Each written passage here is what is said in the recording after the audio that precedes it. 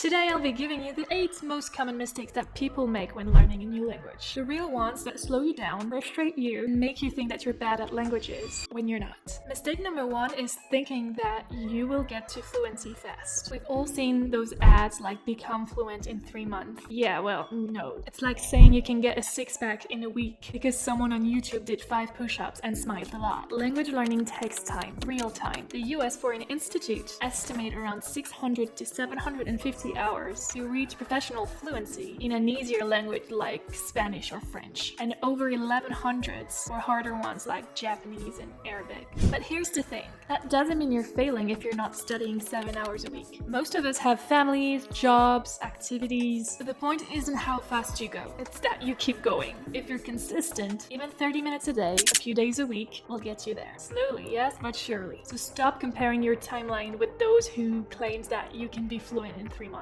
You're building a skill that rewires your brain. That takes time. Progress in language learning is like growing your hair. You don't really see it, but it's happening. And it takes time. So if after 2 months you can't hold like a professional conversation yet, that's not proof that you're bad at languages. That's proof you're human. Mistake number 2 is thinking that you will not forget the things that you've been learning. You will forget words. Everyone does. And it's not a memory issue. It's just how the brain works. There's even a famous curve for it. Psychologists have found that people forget about 50% of the new information within 24 hours, unless they review it. So when you learn a new word on Monday and can't remember it on Wednesday, congratulations, it's normal. So how do you fix that? Well, review smarter, not harder. The best way to remember something long-term is to come back to it at increasing intervals. After 1 day, after 3 days, then a week, then 2 weeks. That's called spaced repetitions. But it doesn't stop there. In French, we call this approach l'apprentissage spiralaire, so spiral learning. It means you don't just review something a few times and move on forever. You let it come back again and again, maybe every month, like a spiral that goes deeper each time. Each return strengthens the connections until that word or sentence becomes part of your automatic vocabulary. So forgetting isn't failure. It's your brain's way of saying, remind me again, and I'll remember better next time. Mistake number 3 is diving into grammar too early. Grammar feels safe. It has rules, charts, structure. It feels like progress. But here's the truth. Grammar rules don't really make sense until you've seen them hundreds of times in context. You need examples first. A lot of them. When you've heard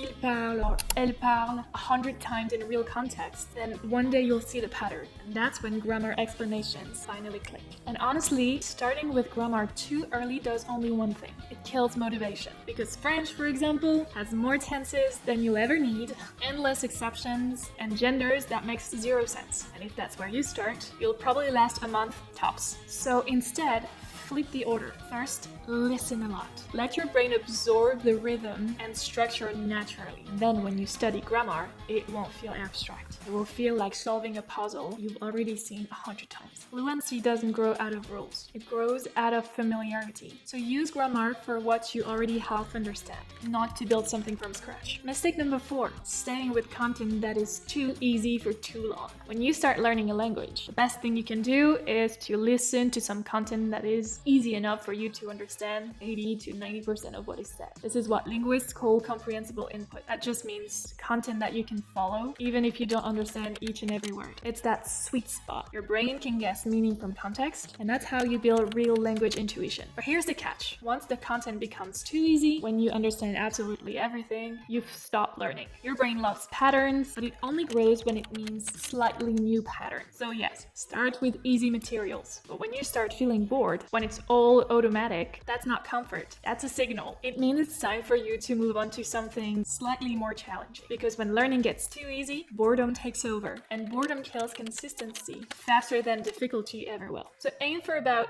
90 to 95% of comprehension. Just enough challenge to make your brain stretch without frying it. That's actually why I built Immersion.co, to help learners stay in that sweet spot. Every story and video on the platform is available at 4 levels: rookie, beginner, intermediate, and advanced. So you can keep growing without jumping into content that feels impossible. Each story tracks your progress automatically, and you can see your comprehension improve over time. Mistake number 5. People thinking that they will be good at speaking when they don't practice speaking often enough. Speaking is a muscle, not a theory exam. You can read every grammar rule on earth and still freeze when someone says hi or bonjour. That's because speaking isn't just about knowing. It's about retrieving what you already know in real time. In research and skill acquisition, learners who combine output, so speaking, with feedback, progress twice as fast as those who only study passively. You can't think your way into fluency. You have to talk your way into it. Speak for 60 seconds at first. Talk to yourself while cooking. Describe what you see on a walk. Narrate your day. It feels silly, but your brain doesn't care. It's training for automatic recall. So if your cat's tired of hearing you, that's where Immersion.co comes in. We built an AI tutor that helps you speak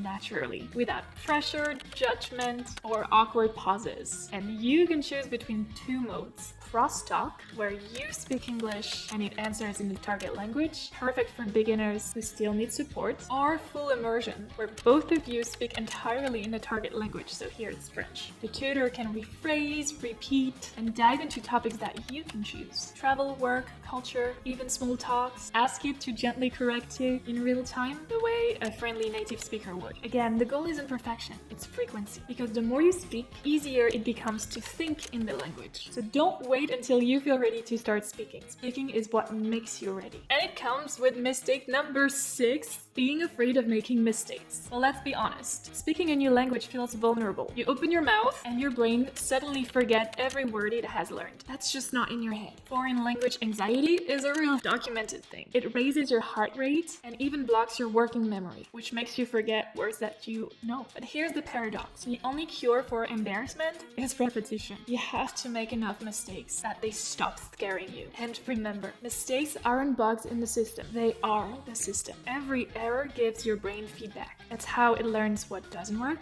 so that it can eventually law onto what does. It's the same way toddlers learn their first language. They make hundreds of mistakes, wrong endings, wrong words, wrong pronunciation, and no one panics. They just keep talking, and their brain quietly corrects itself through exposure. So be more like toddlers, fearless, messy, and unstoppable. Or as Mrs. Frizzle used to say to her students, take chances, make mistakes, get messy. Mistake number 7, not getting enough real-world language variety. A lot of learners stay stuck in what I like to call the student bubble. You listen to the same podcast, follow one teacher, maybe watch one YouTuber, and then suddenly a native speaker from another country says 3 words and your brain is like, oh my god, I don't understand. Just freezes. That's not because you're bad at listening. It's because you've trained your brain to one accent, one rhythm, one kind of vocabulary. Real fluency isn't just about grammar or words, it's also about flexibility. So if you can't directly speak to native speakers yet, because let's be honest, it's not always easy, we can't just buy a plane ticket and just go there, then immerse yourself in variety. Watch YouTubers from different regions, listen to newscasters from different countries, scroll through memes or even TikToks. For French, explore Canada, Morocco, Belgium, Luxembourg,